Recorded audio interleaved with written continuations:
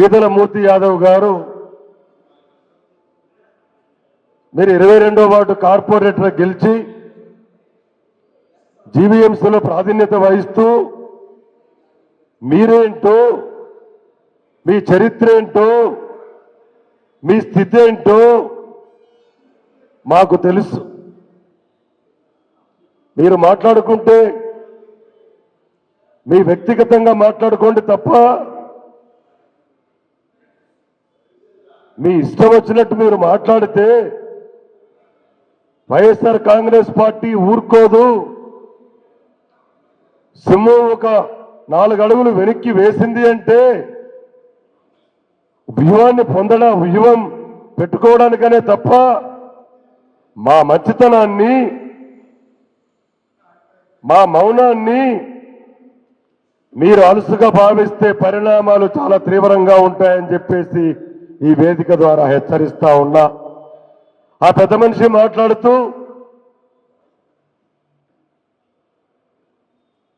జగన్ రెడ్డి నువ్వు ఇప్పుడు 11 రెడ్డివి, భవిష్యత్తులో నువ్వు సింగిల్ రిజిట్కు పరిమితమవుతావు, నిన్ను తీసుకెళ్లి బంగాళాఖాతంలో కలిపేస్తారు అని అన్నాడు. నువ్వెంత మూర్తి యాదవ్, నీ స్థాయి ఎంత? నువ్వు మా జగన్మోహన్ రెడ్డి గారిని మాట్లాడే అర్హత నీకుందా? ప్రశాంతంగా ఉన్నటువంటి విశాఖ నగరంలో అశాంతిని సృష్టిస్తూ ఏ పార్టీలో ఉంటే ఆ పార్టీ వాళ్ళతో ఘర్షణలు పడుతూ, ఈ పార్టీలో ఉంటే ఇతర పార్టీల వాళ్ళను విమర్శిస్తూ బ్లాక్ మెయిల్ రాజకీయాలు చేస్తే నువ్వు మా జగన్మోహన్ రెడ్డి గారి గురించి మాట్లాడే స్థాయి దమ్ము నీకుందా అని ఈ వేదిక ద్వారా అడుగుతున్నా. ఈ పెద్ద మనిషి ఇంకోటి అంటాడు, land mafia, sand mafia, mine mafia, wine mafia అట. సిగ్గుందా నీకు? సిగ్గుందా? మీ కూటమి ప్రభుత్వమే కదా అధికారంలో ఉంది. నిజంగా నీకు దమ్ముంటే, నీకు ధైర్యం ఉంటే, మేము చేసిన తప్పులు ఏదైనా ఉంటే విచారణ జరిపించి నీకు దమ్ముంటే అని చెప్పి మూర్తి యాదవ్ గారికి నేను సవాల్ చేస్తున్నా ఈ వేదిక మీద నుండి. అంతేకాదు, మూర్తి యాదవ్ గారు మాట్లాడతారు పోలీసుల పట్ల గౌరవం లేదు. ఏటయా నీకు తెలిసింది గౌరవం పోలీసుల పట్ల? పోలీసుల పట్ల గౌరవం ఉంది. మీకంటే వైఎస్ఆర్ కాంగ్రెస్ పార్టీ అధికారంలో ఉన్నప్పుడు, జగన్మోహన్ రెడ్డి గారు ముఖ్యమంత్రిగా ఉన్నప్పుడే మరి మీరు మాట అన్నారు పోలీసులను అడ్డు పెట్టుకొని చేశారని. అంటే మీ ఉద్దేశం ఏంటి? ఆ రోజు పోలీసు వాళ్ళు తప్పు చేసినట్ట, అక్కడేమో పోలీసు వాళ్ళని అడ్డు పెట్టుకొని తప్పు చేశాడంటావు, ఇక్కడేమో పోలీసు వాళ్ళని అగౌరవపరుస్తున్నాడంటావు.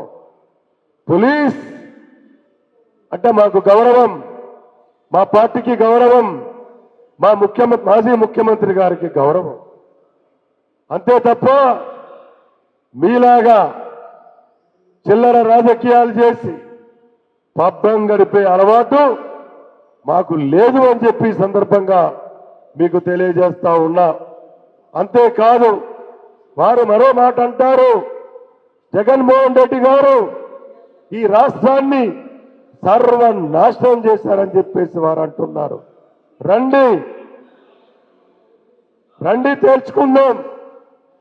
11 నెలల మీ పరిపాలన, మీ కూటమి పరిపాలన ఎలా ఉందో ఒకసారి మీరు ఇవాళ క్షేత్రస్థాయిలో గ్రామాల్లోకి వెళ్ళి తెలుసుకోండి. నూతిలో కప్పలా మీరు అనుకుంటున్నారు, సముద్రంలో చేపలాగా ప్రజలున్నారు.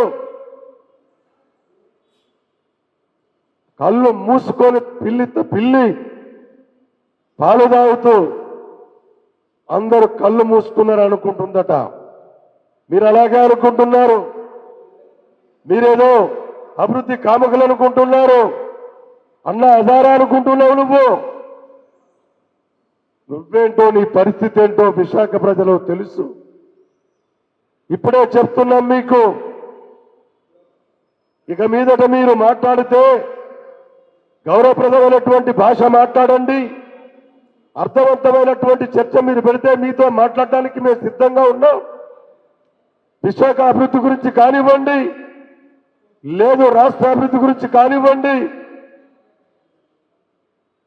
మీతో చర్చించడానికి నేను ఇక్కడ సిద్ధంగా ఉన్నా. ఆల్ఫా కృష్ణగా మీరు సిద్ధమా నాతో చర్చించడానికి అని చెప్పి మిమ్మల్ని అడుగుతున్నా. అంతేకాదు మరొక మాట అంటారు మీరు, జగన్ ఎక్కడ ఏం మాట్లాడాలో తెలియదని.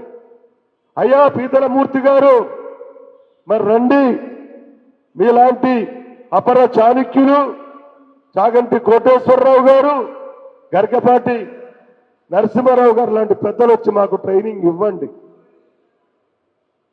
నువ్వు చెప్తే నేర్చుకునే స్థాయిలో, నువ్వు చెప్తే నేర్చుకునే స్థితిలో జగన్మోహన్ రెడ్డి గారు లేరు అనే విషయం మీరు గుర్తుంచుకుంటే మంచిదని చెప్పి ఈ సందర్భంగా మీకు తెలియజేస్తా ఉన్నా. ప్రజాస్వామ్య దేశంలో గెలుపు ఓటములు సహజం. ఎవరికి ఏ పార్టీ శాశ్వతం కాదు, ఎవరికి ఏ పదవి శాశ్వతం కాదు. ఎన్ని రోజులు రాజకీయాల్లో ఉన్నామనేది ముఖ్యం కాదు, ఎంత మంచి చేశామనేదే ముఖ్యం. మంచి చేసి ఎక్కడ ఎలాంటి అవినీతికి పాల్పడకుండా 5 సంవత్సరాలు ఈ రాష్ట్రాన్ని అవినీతి రహిత రాష్ట్రంగా తీర్చిదిద్దిన మా అధ్యక్షుడు మాజీ ముఖ్యమంత్రి గారు జగన్మోహన్ రెడ్డి గారని సందర్భంగా మీకు తెలియజేస్తా ఉన్నా. నువ్వేదో పెద్ద సంఘ సంస్కర్తలాగా విశాఖపట్నాన్ని అవినీతి రహిత పట్టణంగా తీర్చిదిద్దే వ్యక్తిలాగా, కంకణం కట్టుకున్న వాళ్ళలాగా నువ్వేదో అనుకుంటున్నావు. గురువింద గింజకి నలుపు తెలియదు, గుర్తుపెట్టుకో. ఇప్పటికైనా వ్యక్తిగతంగా మీరు నాకు మిత్రులు, మీకు నాకు శత్రుత్వం లేదు. కానీ రానున్న కాలంలో వైఎస్ఆర్ కాంగ్రెస్ పార్టీని కానీ, వైఎస్ఆర్ కాంగ్రెస్ పార్టీ నాయకులు కానీ, కార్యకర్తలు కానీ మీ ఇష్టం వచ్చినట్టుగా మాట్లాడితే చూస్తూ ఊరుకోం, తగిన బుద్ధి చెప్తామని చెప్పి తెలియజేస్తూ సెలవు తీసుకుంటున్నాం.